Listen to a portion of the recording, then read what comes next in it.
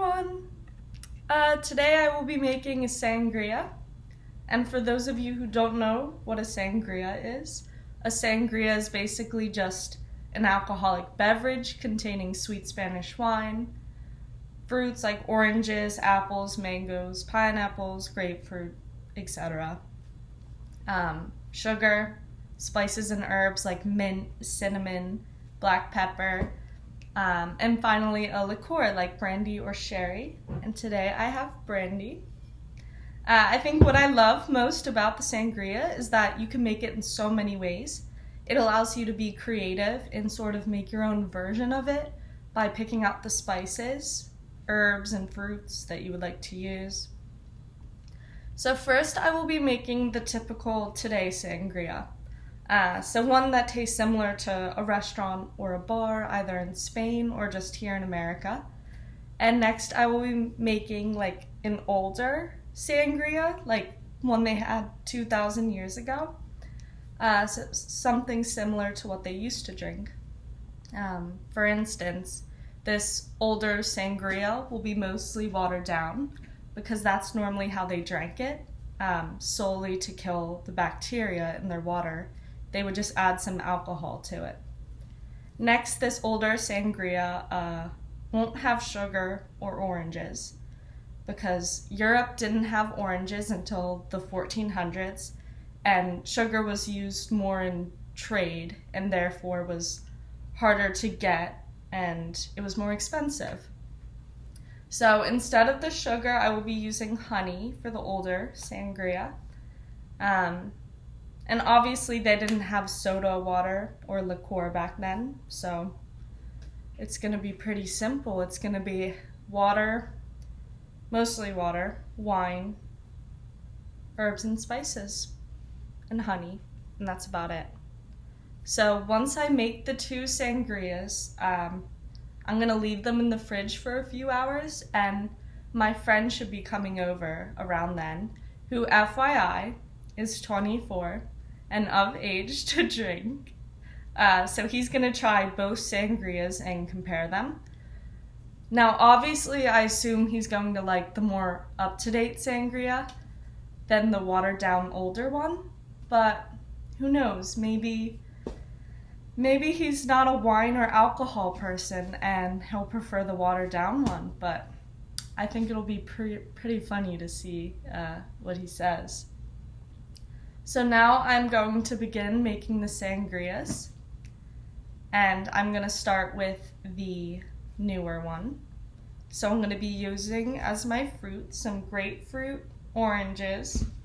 I showed you before the brandy. So I had to get Malbec wine, which is like a red wine, sweeter, but unfortunately they didn't have Spanish wines, and I went to a few different stores. But like I said, sangria is great because you can use anything, any kind of fruit. You know, you could have strawberries instead of this, or blueberries, anything, literally. And then just any kind of wine, really. You could even have white wine, but I'm going to use red today. And then I have to pour in at the end some AHA sparkling water.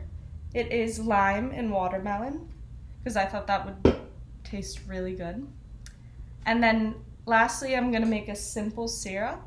And basically, I'm just going to have sugar and water and boil it for a minute or two over the burner. Alright, so right now I'm going to cut the fruit, and then I'm basically just going to pour everything in a pitcher, muddle it, mix it, and then make the simple syrup, pop it in the fridge, and then I will show you guys what it looks like. So I just finished, and it actually looks pretty good. So now I'm just gonna pop it in the fridge and then wait for my friend to get here.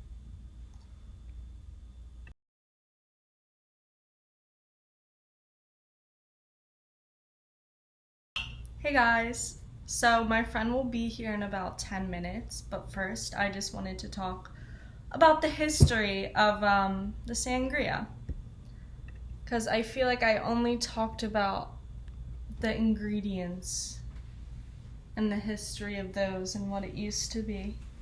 So, sangria was created over 2,000 years ago when Romans planted vineyards on the Iberian Peninsula. So, back then, sangria, like I made, was just mostly consisting of wine, water, herbs, and spices. And I don't know if you guys have ever heard of Tinto de Verano. You may have, especially if you've traveled before. But in Spain, sangria is also called Tinto de Verano. Most people will order a Tinto de Verano instead of a sangria. It's overall cheaper because, you know, they know most tourists are coming to Spain and ordering a sangria. So restaurants will upcharge it by a lot. So the locals will just get a Tinto de Verano, and it's essentially the same thing. So if you're in Spain, ask for a Tinto de Verano and save some money. But that's about basically it, yeah. It came from Spain, which, I mean, we all kind of knew. And it became popular in 1964 at the New York World's Fair Center, and that's kind of when it was introduced. And it's been popular ever since. So I recommend it.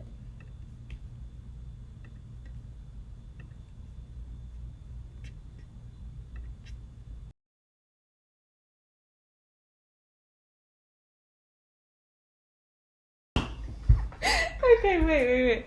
Okay, ready, guys? This is not a margarita.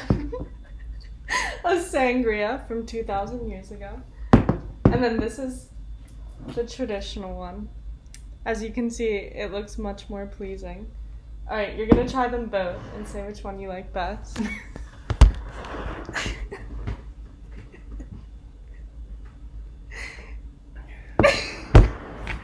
What's in that? What was that face? What do you mean what's in that? Herbs and spices. Which That one's better? a lot more bitter. This one's better.